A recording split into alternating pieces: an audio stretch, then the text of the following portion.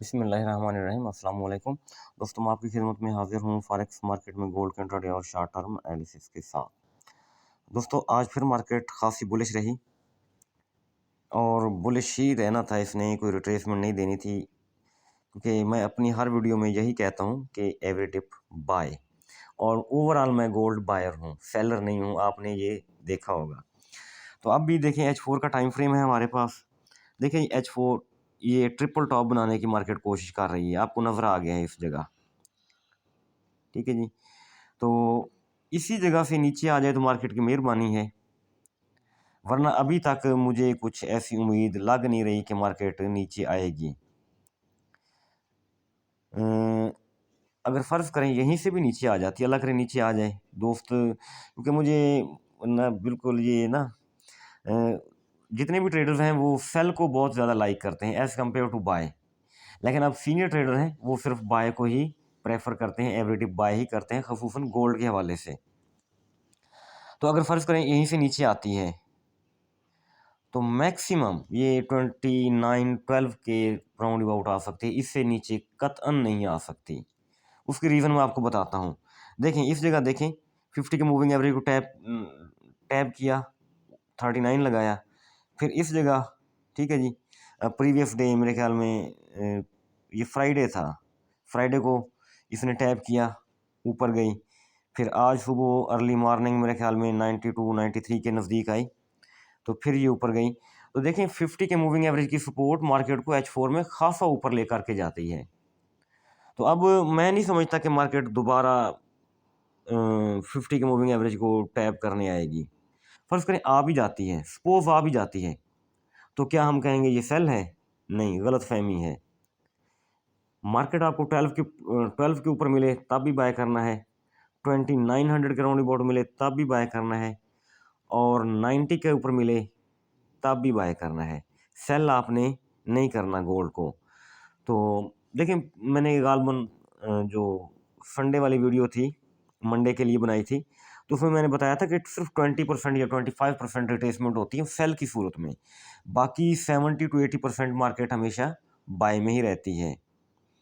तो अब ठीक है जी, अपना ये टॉप बना रही है मार्केट, काफ़ी ऊपर गई हुई है, इस वक्त 31 के ऊपर मूव कर रही है, तो नीचे आती भी है ना। अगर फ़र्ज़ करें हम इस एरिया से बाय में बैठ गए 13 से, तो क्या होगा? ज़्यादा से ज़्यादा क्या क्या कर लेगी मार्केट? 2900 तक आ जाएगी नीचे, $10-12 नीचे आ जाएगी, जाना तो ऊपर ही है। अगर फ़र्ज़ करें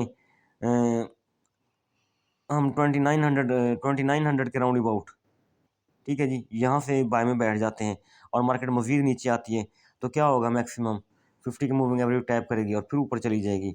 जानो तो इसने बहरहाल ऊपर है ही। H1 में जाके देखें, तो H1 में देखें 1 घंटे की कैंडल डॉजी टाइप बनाती है, उसके बाद कितना पुल बैक लेती है। ठीक है जी, इस एरिया में भी मार्केट ने एक डॉजी कैंडल बना के फिर ऊपर पुल बैक कितना लिया। तो अब भी ये कैंडल बना रही है, तो ये मैक्सिमम कहाँ तक आ सकती है? अकॉर्डिंग टू H1 22 तक आ सकती है। तो ज़्यादा ज़ोर लगाएगी तो ये 50 का मूविंग एवरेज पड़ा हुआ है 2909, यानी 29 10 13 12 राउंड अबाउट, कोई इशू नहीं, $2-4 का फ़र्क नहीं पड़ता, तो यहाँ तक आ सकती है। तो इससे नीचे आना मेरे ख्याल में पॉसिबल नहीं होगा मार्केट का। फ़र्ज़ करें कुछ स्ट्रॉन्ग फंडामेंटल न्यूज़ आती है, तो स्ट्रॉन्ग फंडामेंटल न्यूज़ का मैं आपको बता देता हूँ। देखिए मार्केट उस दिन नीचे गिरी थी और बायर बैठे थे। एक दोस्त ने मुझे कहा तौकीर भाई मैं 25 से बैठा हुआ हूँ बाय में। मैंने कहा पड़ी रहे, कोई इशू नहीं है। तो लाट साइज़ छोटा था, मैंने कहा पड़ी रहे, कोई फ़र्क नहीं है, इसको आप टेंशन ना लें। तो देखिए आज फिर 33 लगाया और अब ये रिट्रेसमेंट दे चुकी है। रिट्रेसमेंट देने के बाद मार्केट अप ही जाया करती है, डाउन नहीं आया करती। तो ये बात आपको भी इल्म है और मुझे भी इल्म है। तो अब ये रिट्रेसमेंट देगी, रिट्रेसमेंट कितना देगी? मैं फ़ैबो लगा लेते हैं, फ़र्ज़ करें फ़ैबो, ये सिंपल फ़ैबो लगा लेते हैं हम। इस एरिया से टॉप के ऊपर तो 50 to 60 क्या बनता है? 2907 से लेके 2912, ये बाय जोन है आपका। ठीक है जी। अगर मज़ीद इसको भी कंसीड करती है मार्केट नीचे फ़ैबो के हवाले से, मार्केट इस एरिया को कंसीड करती है फेबो के हवाले से। तो क्या फेबो जोन क्या बनेगा 2899 यानी 2900 और 2905। कोई फ़र्क नहीं है, अगर $2-4 ऊपर नीचे हो जाए कोई फ़र्क नहीं पड़ता, एवरी डिप बाय करना ही ज़्यादा बेहतर है। तो कंफर्मेशन करें, ये आज वो पुल बैक बनाया था और आप इधर देखें, ज़रा गौर से देखें, यहाँ से उठी, ये टॉप बनाया, ये कर्सर मेरा आपको नज़र आ रहा है ना, ये टॉप बनाया, टॉप बनाने के बाद डाउन आई, पिन पॉइंट 50% इसने रिट्रेसमेंट की, 50% रिट्रेसमेंट करके वो गई खड़ी है। तो अब वो निचला एरिया नहीं काउंट करेंगे हम, क्योंकि निचले एरिया की रिट्रेसमेंट दे चुकी है मार्केट। अब जो एरिया होगा ना हमारा, अब यहाँ से करेंगे, क्योंकि प्रीवियस एरिया की तो रिट्रेसमेंट हो चुकी है। अब 50 to 60, 2912 से लेके 2908, ठीक है जी, 05, 2900 भी आ जाए कोई टेंशन नहीं है, कोई फिक्र की बात कोई नहीं है, ठीक है जी।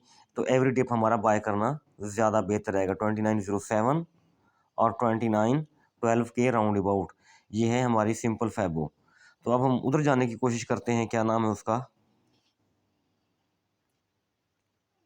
ये है ट्रेडिंग व्यू है जी। ट्रेडिंग व्यू में ये H4 का सॉरी H1 का जोन है, 34, 40 और 45। तो इसको थोड़ा बहुत प्ले कर रही है मार्केट। तो अगर 26 के नीचे क्लोजिंग देती है तो किसी हद तक हम कह सकते हैं कि मार्केट नीचे आ सकती है। लेकिन देखें, सेल हमेशा हमें टेंशन देती है। तो अब हमने करना क्या है, तीन जोन मैंने ऑलरेडी लगा के रखे हुए हैं, 2916 से 2918 एक बाय जोन ये पड़ा हुआ है, मिडल वाला बाय जोन है 2905 से 2909 यानी 05 से 09।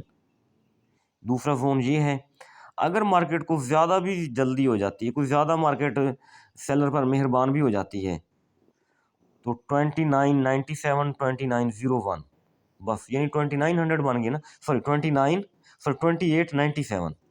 2897 और 2901 यानी 2900 के राउंड अबाउट आ सकती है। इससे ज़्यादा कतन नीचे नहीं आ सकती, ठीक है जी। तो इससे ज़्यादा नीचे आएगी तो market according to H1 cell में आएगी, ठीक है जी। तो फिर सेल नीचे भी देखें, फिर भी कोई टेंशन नहीं, हमें फिक्र फिर भी 2880 और 2872, फिर ये जोन पड़ा हुआ है हमारा बाय का। तो कहाँ तक नीचे गिरेगी, कोई इशू नहीं है, नहीं गिरती नीचे, तो इसने बाय ही जाना है। तो एवरी डिप आप बाय करेंगे। ये जोन आप ड्रा कर लें लाइनें लगा के ना, उसमें ग्रीन कलर डाल लें। ये जो रीडिंग है, अब इधर से रीडिंग नोट कर लें। रीडिंग नोट करने के बाद दो लाइनें लगाएं, दो लाइनें लगा के उसमें आप कलर डाल लें। तो ये आपके बाय जोन बन गए हैं। तो कल इंशाल्लाह हम इन्हीं बाय जोन के हवाले से बाय करेंगे। दोस्तों, ये था कल तक के लिए एनालिसिस। इंशाल्लाह अल्लाह ताला के हुक्म से मार्केट हमारे इन्हीं जोन को रिस्पेक्ट देगी और हम इन्हीं जोन के हवाले से अपनी ट्रेड करेंगे। बहुत बहुत शुक्रिया।